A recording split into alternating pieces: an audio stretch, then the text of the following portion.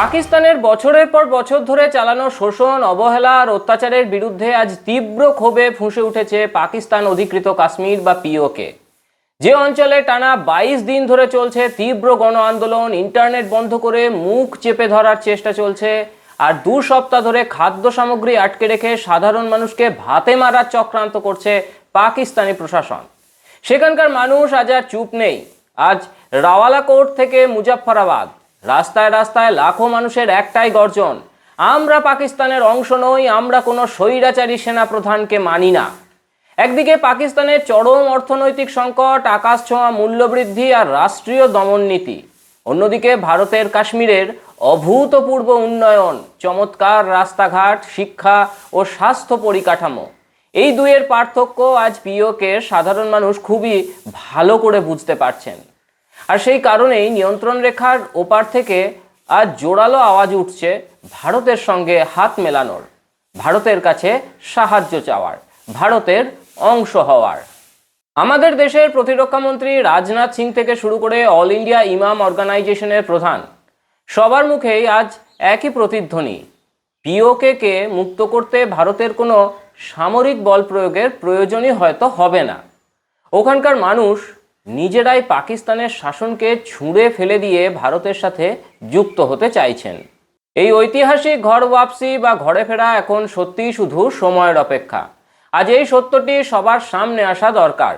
পাকিস্তানের এই বর্বরতা এবং পিওকের মানুষের দীর্ঘদিনের লড়াইয়ের গল্প সবার কাছে পৌঁছে দিতে ভিডিওটি এখনই প্রচুর লাইক করুন এবং আপনার বন্ধুদের সাথে শেয়ার করুন। এ বিষয়ে আপনার মতামত কি? পাক অধিকৃত কাশ্মীর কি খুব শীঘ্রই ভারতের অবিচ্ছেদ্য অংশ হতে চলেছে? নিচে কমেন্ট করে অবশ্যই জানান। আর এই ধরনের সমস্ত গুরুত্বপূর্ণ এবং দেশাত্মবোধক খবরের আপডেট সবার আগে পেতে আমাদের চ্যানেলটি এখনই সাবস্ক্রাইব বা ফলো করে রাখুন। নমস্কার, আমি শুভ্র চট্টোপাধ্যায় আর আপনারা দেখছেন মাধ্যম। পাকিস্তান অধিকৃত কাশ্মীরের রাওয়ালাকোটে হাজার হাজার মানুষ ইসলামাবাদের নিয়ন্ত্রণের বিরুদ্ধে বিক্ষোভে সামিল হয়েছেন। এই আন্দোলন গত জুন মাসের শুরুতেই আরম্ভ হয়। সেখানের ঈদগাহ ময়দানে অনুষ্ঠিত বিক্ষোভে বক্তারা দাবি করেন পাকিস্তান অধিকৃত কাশ্মীরকে আর পাকিস্তানের অংশ হিসেবে দেখা উচিত নয়। পাশাপাশি ভারতের সঙ্গে আরও জোরালোভাবে যোগাযোগ ও সহযোগিতার পথ খোঁজারও কথা বলেন তাঁরা। এই আন্দোলন শুরু হয়েছে দীর্ঘদিনের নানা সমস্যার প্রতিবাদে। বিক্ষোভকারীদের অভিযোগ, সুশাসনের অভাব, অর্থনৈতিক দুর্দশা, মূল্যবৃদ্ধি, রাষ্ট্রীয় দমননীতি এবং প্রশাসনের অবহেলার কারণে সাধারণ মানুষ চরম সমস্যার মুখে পড়েছেন।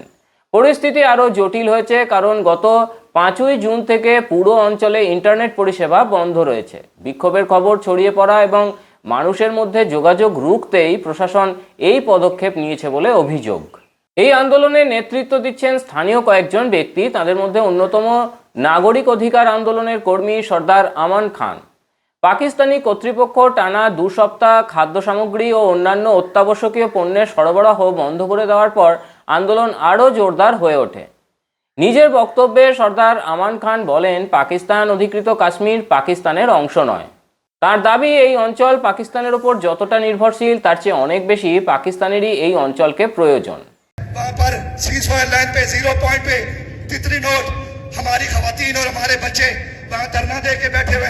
ये जो कहते हैं कि राशन जो है वो कश्मीरियों का राशन बंद करेंगे, मैं कहता हूँ हमें तुम्हारे राशन की जरूरत नहीं है, तुम्हें हमारी जरूरत है।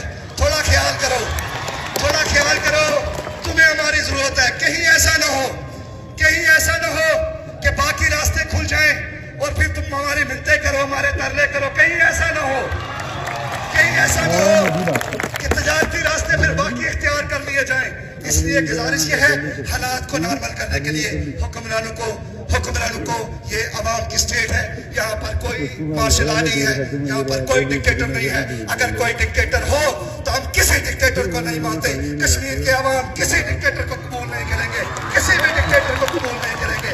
इसलिए गुजारिश इनसे यही है, यही इनके साथ जो है वो हम जो है वो पुरअमन ज़बान में यही हम इनसे कहना चाहते हैं कि कश्मीर के लोग अब आपकी बैत नहीं करेंगे। कश्मीर के लोग जो है वो कश्मीरियों को, इनकी हालत अजीब है। मीडिया पे बैठते हैं, किसी ने वो बंदर के हाथ में माचिस दी थी, उसने सब चीजों को आग लगा दी थी।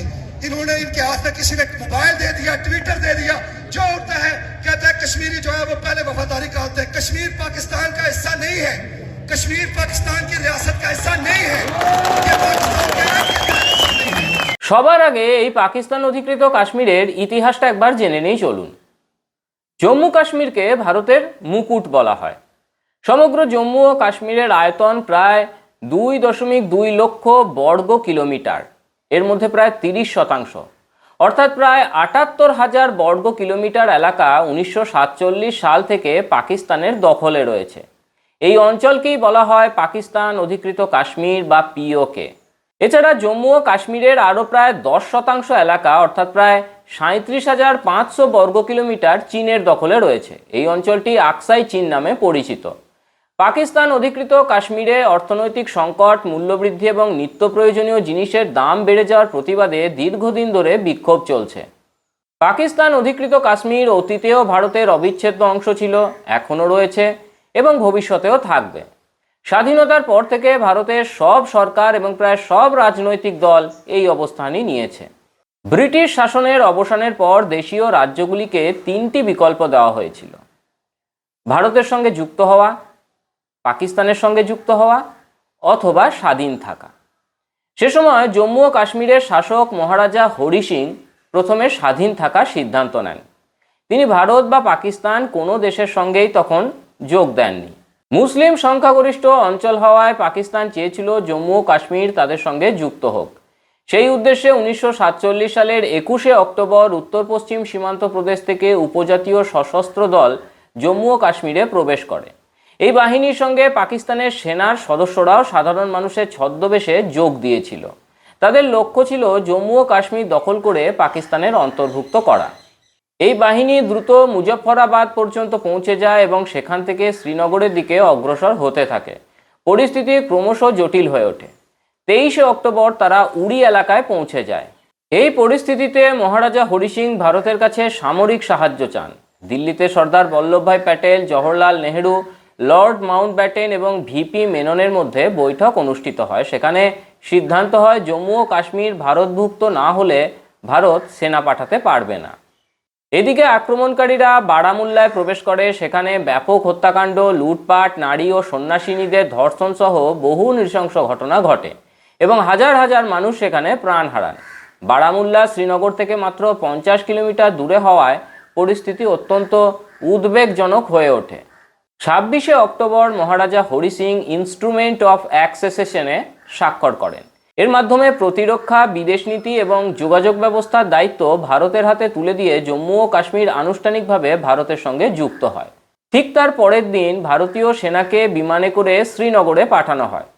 এরপর পাকিস্তানের সেনাবাহিনীও যুদ্ধে সরাসরি অংশ নেয় এবং 1947-48 সালে ভারত ও পাকিস্তানের মধ্যে যুদ্ধ শুরু হয়। ভারতীয় সেনা কিছু এলাকা পুনর্দখল করতে সক্ষম হলেও 1948 সালের 1 জানুয়ারি প্রধানমন্ত্রী জওহরলাল নেহেরু বিষয়টি রাষ্ট্রসংঘে নিয়ে যান। এই সিদ্ধান্ত আজও বিতর্কের বিষয়। সেদিন নেহেরু এই কাজ না করলে পিওকে ভারতেই থাকত। 1948 সালের এপ্রিল মাসে রাষ্ট্রসংঘের নিরাপত্তা পরিষদের 47 নম্বর প্রস্তাব গৃহীত হয়। সেখানে 3টে বিষয় বলা হয়েছিল।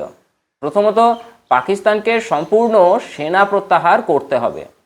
দ্বিতীয়ত, ভারতকে সেনা উপস্থিতি সীমিত করতে হবে এবং তৃতীয়ত, এরপর গণভোটের ব্যবস্থা করতে হবে যাতে জনগণ সিদ্ধান্ত নিতে পারে তারা ভারত, পাকিস্তান নাকি স্বাধীন রাষ্ট্র হিসাবে থাকতে চায়। পাকিস্তান কখনো সেনা প্রত্যাহার না করায় গণভোট আর অনুষ্ঠিত হয়নি।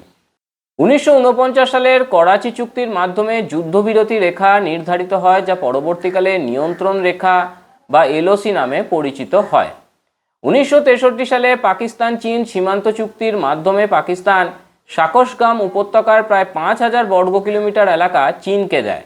বর্তমানে ওই অঞ্চল চীনের নিয়ন্ত্রণে রয়েছে এবং সেখান দিয়ে বেল্ট অ্যান্ড রোড উদ্যোগ ও চীন পাকিস্তান অর্থনৈতিক করিডোরের কিছু অংশ গড়ে উঠেছে। ভারত এই প্রকল্পের বিরোধিতা করে কারণ এটা ভারতের সার্বভৌমত্বের পরিপন্থী। 1972 সালে সিমলা চুক্তিতে যুদ্ধবিরতি রেখার নাম আনুষ্ঠানিকভাবে নিয়ন্ত্রণ রেখা বা এলওসি রাখা হয়। পাশাপাশি ভারত ও পাকিস্তান কাশ্মীর সমস্যার দ্বিপাক্ষিক আলোচনার মাধ্যমে সমাধানেরও সিদ্ধান্ত নেয়। 1994 সালের 22 ফেব্রুয়ারি ভারতের সংসদ সর্বসম্মতিক্রমে একটি প্রস্তাব গ্রহণ করে, যেখানে পাকিস্তান অধিকৃত কাশ্মীরকে ভারতের অবিচ্ছেদ্য অংশ বলে উল্লেখ করা হয় এবং পাকিস্তানকে দখল করা এলাকা ছেড়ে দেওয়ার আহ্বান জানানো হয়। জম্মু ও কাশ্মীর পুনর্গঠন আইনে পাকিস্তান অধিকৃত কাশ্মীরের জন্য বিধানসভায় 29টি আসন সংরক্ষিত হয়েছে, যদিও বর্তমানে এই আসনগুলিতে নির্বাচন হয় না। 2020 সালের 26শে সেপ্টেম্বর রাষ্ট্রসংঘের সাধারণ অধিবেশনেও ভারত পুনরায় জানায় যে পাকিস্তান অধিকৃত কাশ্মীর ভারতের অংশ। স্বরাষ্ট্রমন্ত্রী অমিত শাহ, প্রতিরক্ষামন্ত্রী রাজনাথ সিং এবং বিদেশমন্ত্রী এস জয়শঙ্কর একাধিকবার প্রকাশ্যে বলেছেন পাকিস্তান অধিকৃত কাশ্মীর ভারতের অবিচ্ছেদ্য অংশ। পাকিস্তান প্রশাসনিকভাবে এই অঞ্চলকে দুটি ভাগে বিভক্ত করেছে, উত্তরে গিলগিট বালতিস্তান এবং দক্ষিণে তথাকথিত আজাদ কাশ্মীর। 2024 সালের মে মাসে তথাকথিত আজাদ কাশ্মীরে খাদ্য, জ্বালানি, বিদ্যুৎ ও অন্যান্য নিত্য প্রয়োজনীয় জিনিসের মূল্যবৃদ্ধির বিরুদ্ধে ব্যাপক বিক্ষোভ হয়। পাকিস্তান অধিকৃত কাশ্মীরের গুরুত্ব অনেক রয়েছে। প্রথমত কৌশলগত গুরুত্ব। এই অঞ্চল দক্ষিণ এশিয়া ও মধ্য এশিয়ার মধ্যে সংযোগস্থল। এটা ভারতের জন্য মধ্য এশিয়ার বাজার ও জ্বালানি সম্পদের পথে গুরুত্বপূর্ণ। এছাড়া সিন্ধু, ঝিলাম ও চেনাবের মতো গুরুত্বপূর্ণ নদীর উৎস ও প্রবাহ এই অঞ্চলের সঙ্গে যুক্ত হওয়ায় জাতীয় নিরাপত্তার ক্ষেত্রেও এর গুরুত্ব রয়েছে। দ্বিতীয়ত ভূ রাজনৈতিক গুরুত্ব। পাকিস্তান অধিকৃত কাশ্মীর ভারতের সঙ্গে যুক্ত হলে 1947 সাল থেকে চলা বিরোধের অবসান ঘটতে পারে। একই সঙ্গে চীন পাকিস্তান অর্থনৈতিক করিডর নিয়ে ভারতের যে আপত্তি রয়েছে সেটাও দূর হতে পারে। তৃতীয়ত সামাজিক ও সাংস্কৃতিক গুরুত্ব। এই অঞ্চল ঐতিহাসিকভাবে জম্মু ও কাশ্মীরের অংশ ছিল, তাই এখানকার মানুষের সঙ্গে ভারতের দীর্ঘদিনের সামাজিক, সাংস্কৃতিক ও ধর্মীয় সম্পর্ক রয়েছে বলে মনে করা হয়। ভারতের অবস্থান হলো পাকিস্তান অধিকৃত কাশ্মীরকে দখল করতে বল প্রয়োগের প্রয়োজন হবে না। একদিন এই অঞ্চলের মানুষ নিজেরাই ভারতের সঙ্গে যুক্ত হতে চাইবেন। পাকিস্তানের অর্থনৈতিক সংকট আরও গভীর হলে পাকিস্তান অধিকৃত কাশ্মীরের মানুষের মধ্য থেকেই ভারতের সঙ্গে যুক্ত হওয়ার দাবি আরও জোরালো হবে। ফিরে আসি বর্তমানে। গত 9 জুন থেকে নিয়ন্ত্রণ রেখার কাছে একটি পৃথক অবস্থান বিক্ষোভও চলছে। সেখানে এক সমাবেশে মুক্তিপ্রেমী জনগণ বলে, যদি খাদ্য সামগ্রী ও অন্যান্য প্রয়োজনীয় জিনিসের উপর নিষেধাজ্ঞা ও বাধা অব্যাহত থাকে তাহলে এই অঞ্চলের মানুষ ভারতের কাছে সাহায্য চাইতে বাধ্য হতে পারেন। তারা আরও বলতে থাকেন, এমনটা হলে এই অঞ্চলের রাজনৈতিক পরিস্থিতির ওপর বড় পরিবর্তন ঘটবে এবং ইসলামাবাদের ওপর চাপ বাড়বে। বিক্ষোভের একটা ভিডিওতে দেখা যায় পাকিস্তান অধিকৃত কাশ্মীরের বহু মানুষ প্রকাশ্যে ঘোষণা করছেন যে এই অঞ্চল পাকিস্তানের অংশ নয়। তারা পাকিস্তানের সেনাপ্রধান আসিফ মুনিরকে প্রত্যাখ্যান করেন এবং বলেন তারা কোনো স্বৈরাচারী শাসককে মেনে নেবেন না। এই বিক্ষোভ শুধু পাকিস্তান অধিকৃত কাশ্মীরেই সীমাবদ্ধ নয়, বিদেশে বসবাসকারী সমর্থকরাও বিভিন্ন দেশে পাকিস্তানের কূটনৈতিক দপ্তরের সামনে বিক্ষোভ সংগঠিত করেছেন। আন্দোলনের নেতারা জানিয়েছেন মুজাফফরাবাদ এবং বৃহত্তর পাকিস্তান অধিকৃত কাশ্মীর অঞ্চল সম্পর্কিত তাদের রাজনৈতিক দাবি পূরণ না হওয়া পর্যন্ত এই আন্দোলন চালিয়ে যাওয়া হবে। এই আবহে প্রতিরক্ষামন্ত্রী রাজনাথ সিং বলেছেন তিনি নিশ্চিত যে পাকিস্তান অধিকৃত কাশ্মীর একদিন ভারতের সঙ্গে যুক্ত হবে। তার দাবি এই কাজের জন্য শক্তি প্রয়োগের কোনো প্রয়োজন হবে না, কারণ ওই অঞ্চলের মানুষ নিজেরাই ভারতের সঙ্গে যুক্ত হতে চাইবেন। রাজনাথ সিং আরও বলেছেন বর্তমানে পাকিস্তান অধিকৃত কাশ্মীরের মানুষ নিজেরাই ভারতের সঙ্গে যুক্ত হওয়ার দাবি তুলতে শুরু করেছেন। তিনি বিশ্বাস করেন সময়ের সঙ্গে সঙ্গে এই দাবি আরও জোরালো হবে এবং শেষ পর্যন্ত এই অঞ্চলটি ভারতের সঙ্গে যুক্ত হবে। রাজনাথ সিং আরও বলেন জম্মু ও কাশ্মীরের গত কয়েক বছরে ব্যাপক উন্নয়ন হচ্ছে। সড়ক, স্বাস্থ্য, শিক্ষা, পর্যটন ও অন্যান্য ক্ষেত্রে পরিবর্তন এসেছে। এই উন্নয়ন দেখে পাকিস্তান অধিকৃত কাশ্মীরের মানুষের মধ্যেও ভারতের সঙ্গে থাকার আগ্রহ বাড়ছে। রাজনাথ সিংয়ের এই মন্তব্য এমন সময় এসেছে যখন পাকিস্তান অধিকৃত কাশ্মীরের বিভিন্ন এলাকায় দীর্ঘদিন ধরে বিক্ষোভ চলছে। বিক্ষোভকারীরা প্রশাসনিক অব্যবস্থা, মূল্যবৃদ্ধি, অর্থনৈতিক সংকট এবং পাকিস্তান সরকারের নীতির বিরুদ্ধে প্রতিবাদ জানিয়ে আসছেন। पीओके हमारा था, पीओके हमारा है, पीओके हमारा रहेगा।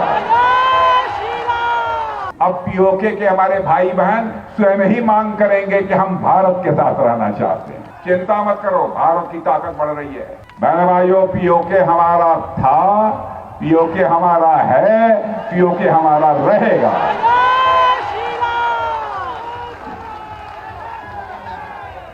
आप चिंता मत करो, भारत की ताकत बढ़ रही है। भारत में भारत का डेवलपमेंट जितनी तेजी के साथ हो रहा है, भारत की प्रतिष्ठा अंतर्राष्ट्रीय जगत में जिस तरीके से बढ़ रही है, भारत की अर्थव्यवस्था जितनी तेजी से आगे बढ़ रही है, अब पीओके के हमारे भाई बहन स्वयं ही मांग करेंगे कि हम भारत के साथ रहना चाहते हैं। অন্যদিকে অল ইন্ডিয়া ইমাম অর্গানাইজেশনের প্রধান ডক্টর ইমাম উমের আহমেদ ইলিয়াসি দাবি করেছেন খুব শীঘ্রই পাকিস্তান অধিকৃত কাশ্মীর ভারতের সঙ্গে যুক্ত হবে। তার কথায় এটি হবে ওই অঞ্চলের মানুষের ঘর ওয়াপসি বা নিজেদের প্রকৃত ঘরে ফিরে আসা। তিনি বলেন পাকিস্তান অধিকৃত কাশ্মীরের মানুষের মধ্যে অসন্তোষ ক্রমশ বাড়ছে। সেখানে বহু মানুষ পাকিস্তানের শাসনের বিরুদ্ধে প্রতিবাদ করছেন এবং ভারতের সঙ্গে যুক্ত হওয়ার ইচ্ছাও প্রকাশ করছেন। वो जो पीओके जो हमारा भारत का अभिन्न अंग है, वो हमें वापस भारत में शामिल एक जरूर हो जाएगा, क्योंकि पीओके की जो आवाम है वो रेफरेंडम करना चाहती है, वो बताना चाहती है कि हमारा ये जो कश्मीर है यहाँ का, इसकी तरक्की को देखते हुए जो पीओके के अंदर जो हमारा है, वो पीओके के लोग चाहते हैं कि वापस अपने भारत में वापस शामिल हो जाएं। उनकी घर वापसी इंशाअल्लाह बहुत जल्द होगी, क्योंकि हम नहीं, वहाँ की आवाम चाहती है। वहाँ की आवाम इस कश्मीर की तरक्की को देखकर खुश होकर कि आज जिस तरह से कश्मीर तरक्की कर रहा है, तो वापस अपनी घर वापसी करेंगे और इंशाअल्लाह पीओके भारत में इंशाअल्लाह बहुत जल्दी शामिल होगा।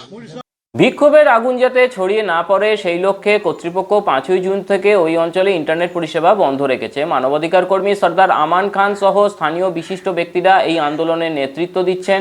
খাদ্য ও অন্যান্য নিত্য প্রয়োজনীয় পণ্যের সরবরাহের উপর 2 সপ্তাহের প্রশাসনিক নিষেধাজ্ঞা আন্দোলনে ঘৃতাহুতি দিয়েছে। বন্ধুরা, পাকিস্তান অধিকৃত কাশ্মীরের মানুষের এই ঐতিহাসিক লড়াই এবং তাদের ভারতের সাথে যুক্ত হওয়ার এই আকুল আবেদন কি এবার সত্যি হতে চলেছে? আপনার কি মনে হয় খুব শীঘ্রই কি আমরা অখণ্ড ভারতের মানচিত্র দেখতে পাবো? আপনার মূল্যবান মতামত নিচে কমেন্ট বক্সে অবশ্যই লিখে জানান। ভিডিওটি তথ্যপূর্ণ মনে হলে এখনই একটি লাইক করুন এবং সত্যটি সবার সামনে তুলে ধরতে আপনার বন্ধুদের সাথে ভিডিওটি প্রচুর পরিমাণে শেয়ার করুন। আর দেশ বিদেশের এই ধরনের সমস্ত গুরুত্বপূর্ণ ও স্ট্র্যাটেজিক খবরের ইনডেপথ অ্যানালিসিস সবার আগে পেতে আমাদের চ্যানেলটি এখনই সাবস্ক্রাইব এবং ফলো করুন। দেখা হচ্ছে পরের ভিডিওতে। ধন্যবাদ।